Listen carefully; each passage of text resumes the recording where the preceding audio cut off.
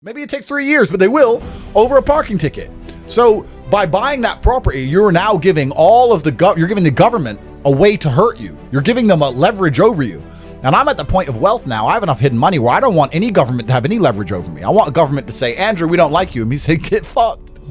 Safe. All right, I won't come then. Bye.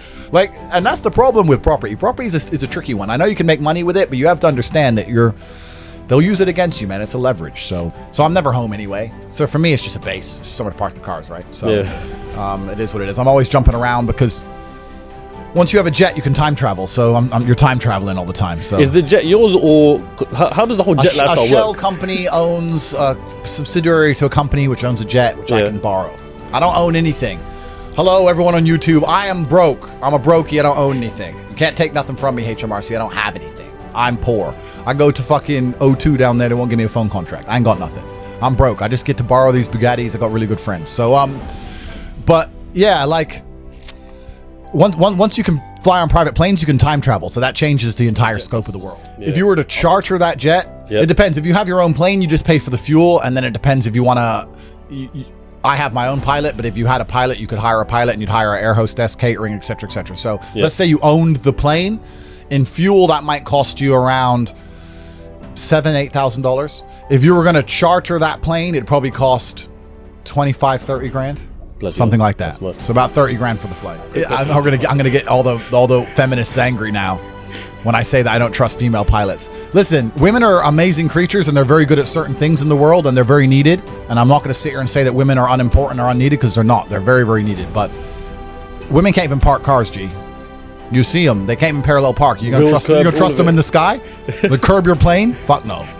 No, sir. Give me a man, please. Give me a man. Give me an old man who's in the military, done a lot of years. It's getting bumpy. I need to have confidence. I have some chick up there doing her lipstick. No, thank you. So, but yeah, jets changed the game. That's another thing, because even before COVID, I never thought I'd buy a jet. I thought, big spend of money or waste of money, right? How much are they? About 20 mil? It depends on the plane you get. Depends how you want to have it fitted out, that kind of thing. Yeah. But I never thought I'd buy one. But then they tried to keep telling me to put a mask on. I couldn't have it, so I had to get one. And then once you get one, it completely changes how you view the world, because now you can time travel. If I wanted to fly to, let's say, Vienna from here on a normal airplane, let's say the flight's at midday, I get to the airport at 10 a.m., sit around for 2 hours, fly at 12, land at 2, another hour. By the time I do the passport, get my bag, my whole day's gone, right? Yeah. But if I want to fly to Vienna with my plane, I send a text message, say we're leaving at 12. I get there at 11:59. We take off at 12. I land, and by 12:01, the BMW's on the runway. I'm back on the motorway, right? So it literally only takes 2 hours. All the things other side are gone. It takes 2 hours to get in and out of central London. Yeah, in a car. Yeah. So I can get to Vienna. To me, going to Vienna now is the same as going to West End. It's like, cool. It's an hour. It's 2 hours, hour and a half. 30 minutes, boom, boom, boom, whatever it is. So it changes how you view the world. And that's why I end up jumping around all over the place. Because I got something to do here, there.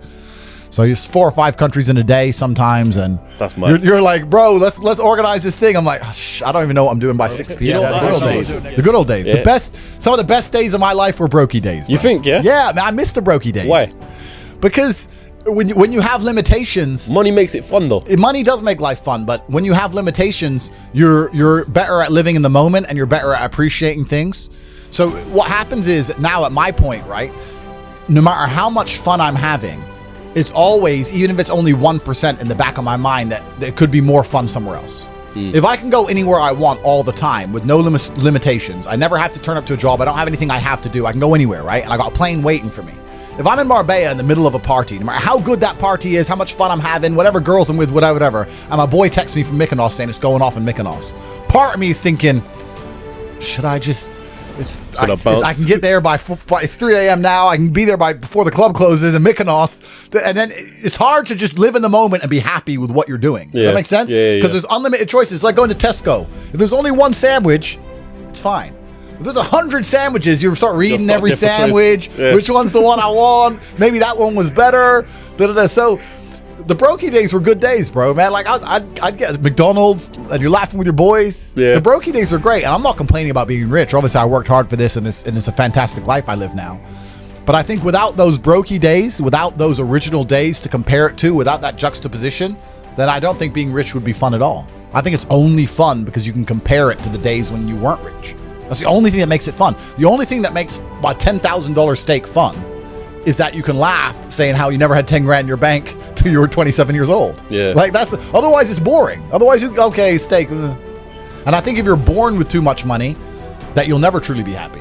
I think you need the brokey days. They're the best days. They're the best days. Because some people are literally brought up rich, born into money, essentially. Yep. You know, if you're born and your dad's got Ferraris, Lamborghinis and stuff like that. Yep. You think that they're not really experiencing true fun, happiness sort of thing, because they don't know the difference. It's not the destination, it's the journey. And humans, we all work in regards to, it's even the way the human body works, right? If you're driving at 200 miles an hour, you don't feel it. You only feel the acceleration getting to 200 miles an hour. Yeah. So if you were born at 200 miles an hour, it doesn't feel fast. It doesn't feel fun. My life feels fun now because of all the acceleration to get here, and I can remember the times when I was stuck by the side of the motorway without a car. Yeah. So I have that juxtaposition. Without that, it's not even interesting. It's not even fun. So the brokey days, anyone who's out here who's broke, good. These will be the happiest days of your life once you made it. You just got to remember everything and sit around with your boys. I mean, maybe some people change with money. Maybe if you get new friends and things change, but I hang around with the exact same people I did when I was poor. I got the same friends. I live with the same people, the same guys, same jokes, nothing's changed for me. So for me, I'm just a broke guy with a bunch of money. That's all that's happened. Yeah. So I was born in America. I left America when I was 10. Yep. Moved to Luton, where my mom was originally from. Went to Lee Manor High School in Marsh Farm. I think it was one of the bottom 3 high schools in the country at the time. Went to a nice rubbish high school. Went to college, did some A-levels. Rejected university because they tried to tell me to do a personal statement. I couldn't be bothered. Is it? Yeah, that was literally What would you have studied in uni? I did really well in my A-levels. In my GCSEs, I didn't try, and I got a bunch of B's and C's, and I know I'm a genius, right? So it annoyed me. So I thought I'm actually going to try for my A-levels. So I got a bunch of A's. I did business studies as well, got an A, and then I did some advanced diploma in business studies for the top 1% of scores or some crap, and I got merit in that. And then I was offered a place at what was it called? Begins with A.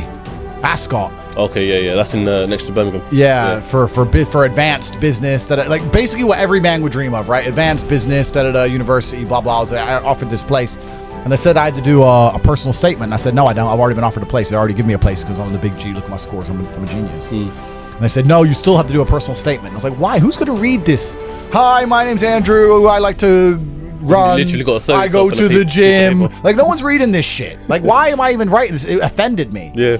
And my class tutor, or whoever she was like, well, everyone's doing one. And I was like, you know what? Get fucked. And tell Ascot to get fucked too. So I didn't even go. I quit that. My mom went nuts, obviously. Told her I was going to be a kickboxing world champion. She's like, no, you're not.